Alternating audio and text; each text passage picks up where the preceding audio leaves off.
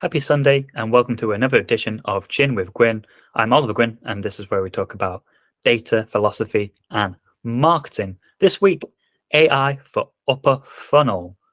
What problem does it solve? And what do I think will happen? Let's start with the problem. So by upper funnel, I'm talking about the awareness stage in most customer journeys. I'm talking about customers who you don't know who they are yet. They've not converted. They've not given you any interest, but they're just sort of searching for your product. They're in the early stages of discovery. And what's the problem? Well, we've kind of been spoilt for about 10 years in that from an advertising point of view, we could really set a high bar in the terms of who we were targeting.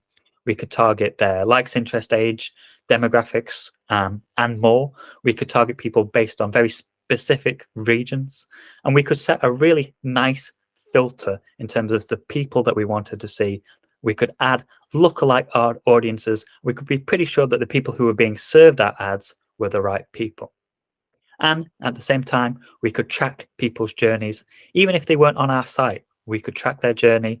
Even if the whole history of what they were doing was not necessarily that relevant to our use cases of attribution and journey, we could still go ahead and do that.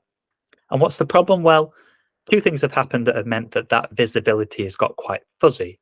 The first is privacy. So privacy is a big concern for most consumers. There's so many data breaches happening on a regular basis now that I can't really blame people. And it wasn't transparent, the amount of companies that were tracking your data and holding your data for often a year and up just because you'd visited a website, which is not really right. And has the law improved that? No, not really, to be honest. All that's happened is that it's become worse for brands. So a lot of brands lost people on their CRM because they hadn't double opted in the short term. And now legitimate interest is used as the catch-all phrase that means that they will still track you if they want. And it's worse for the consumer because we're having to opt out instead of opt in, which is the spirit of the law. The second thing that has obviously happened is the walling off of the internet. So most of the big providers and advertisers, people like Meta and Google, they are purposely not giving you that information anymore because it has a strategic advantage for them in order to serve you ads, and you can only get that data if you're willing to sort of pay for it. And so we come to a point for most marketers where upper funnel activity is very difficult to attribute later. It can be done through data modeling and there can be some sort of heuristics put in place there, but it is getting more and more difficult. And I think in the future that will only continue. And so what do a lot of brands do? Well, they turn to these third-party websites. And these websites are often content-led websites. I'm thinking of sort of vulture websites in that they're not creating anything new. They're not creating an art form or anything like that. Typically, they're websites that are commenting on, reviewing on, or taking other people's content and rehashing it in some way. I'm sure we've all seen an eye-watering headline that some celebrity has said something in an interview, and you click through and somehow they've managed to make a full article out of a one-line quote. And that website is full of advertising, which of course they use as a revenue stream, but also they are tracking your cookies. And if you've ever had to opt out of one of those websites and gone through where they might have a business by business case of who you can give your data to, it is hundreds of companies in some cases that you have to then click to the don't track things. And they're holding your data for more than a year in a lot of cases and selling it on to the highest bidder, which is not really okay. But it will continue to happen anyway, because from a strategic point of view, it doesn't make a lot of sense for brands to have these websites, so the third-party websites, where their competition might be accessing the same data. There's no strategic advantage in doing that. They've got no control over who else will access that website.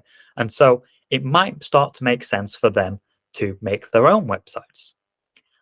A good use case on this is Wix. Now, if you're unfamiliar, Wix is a DIY brand in the UK. They have a third-party data relationship with a company that does estate agent sales, because obviously DIY, a lot of the time that you are buying those supplies, it's when you've just moved into somewhere or you've bought a new home. And so it makes a lot of sense for them to have that relationship with a third party they're able to target ads towards those people who have just moved with high degree of accuracy and gain new customers. And it's been a very successful initiative for them. But again, it's a third party. They don't control it. They don't know if any of their competition will use that third party. And in the future, with increasing privacy laws that might be a little bit more strict, I suspect, that relationship might not be kosher anymore. And so what I suspect we'll start to see happening is that the cost of content is going down again. AI is making it easier and quicker to write articles, produce content, create images, even create websites very quickly. And so it makes sense from a strategic point of view that instead of partnering with a big website for the cost, Wix could employ maybe one person who would start a dozen or so different channels and websites and try and get those as popular as possible. Now, we all know it's difficult to make things possible. I'm sure we all try different trends and try and get on there. It's not always easy, but from a cost perspective and a long-term advantage perspective, it makes a lot of sense to make your own affiliate sites versus using a third party, because you can control the content, you can align the website to your niche a lot more closely, and you can start to think about category trends and capture those as well. So if you are a Heinz and you're producing ketchup, it makes so much sense for you to start a recipe website where Heinz ketchup will be on every single recipe. But also you can start to understand which are the recipes that are most popular, how much do people like to spend. You can start to capture some of that wider market in a more neutral sort of way without having to rely on like an insight community or something like that. And so AI for upper funnel, what problem does it solve? Well, it solves the problem that instead of using third-party websites where you don't have any control of the content, you're in there with all of your competition, you can own all of that process.